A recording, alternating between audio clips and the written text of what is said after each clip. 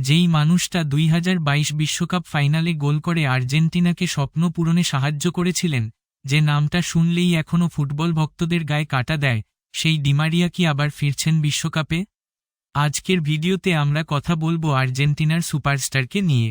তিনি কি সত্যিই 2026 বিশ্বকাপে আবার খেলতে পারেন, নাকি এটা শুধুই গুঞ্জন? চলুন জেনে নেওয়া যাক।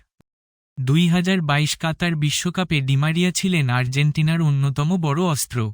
ফাইনালে ফ্রান্সের বিপক্ষে তার করা গোল আজও ফুটবল ইতিহাসের অন্যতম স্মরণীয় মুহূর্ত। বিশ্বকাপ জয়ের পর তিনি জাতীয় দল থেকে ধীরে ধীরে সরে যাওয়ার ইঙ্গিত দেন।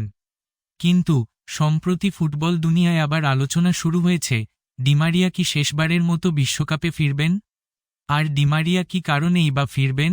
প্রথম কারণ হিসেবে বলা হচ্ছে অভিজ্ঞতাকে। বড় ম্যাচে ডিমারিয়ার মতো ঠান্ডা মাথার খেলোয়াড় খুব কম আছে। দ্বিতীয় কারণ হিসেবে ধরা হচ্ছে ফিটনেসকে। এখনও ক্লাব ফুটবলে তিনি দারুণ পারফর্ম করছেন। আর তৃতীয় কারণ হল মেসি ফ্যাক্টর।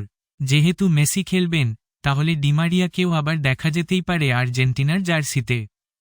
তবে কিছু কঠিন বাস্তবতাও রয়েছে। 2026 বিশ্বকাপে ডিমারিয়ার বয়স অনেকটাই হয়ে যাবে।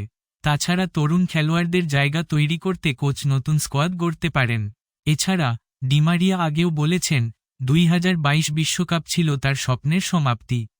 আরেকটি ঘটনা হল, সম্প্রতি এক সংবাদ মাধ্যমে দেখানো হয়েছে আর্জেন্টিনার সম্ভাব্য প্রাথমিক দল।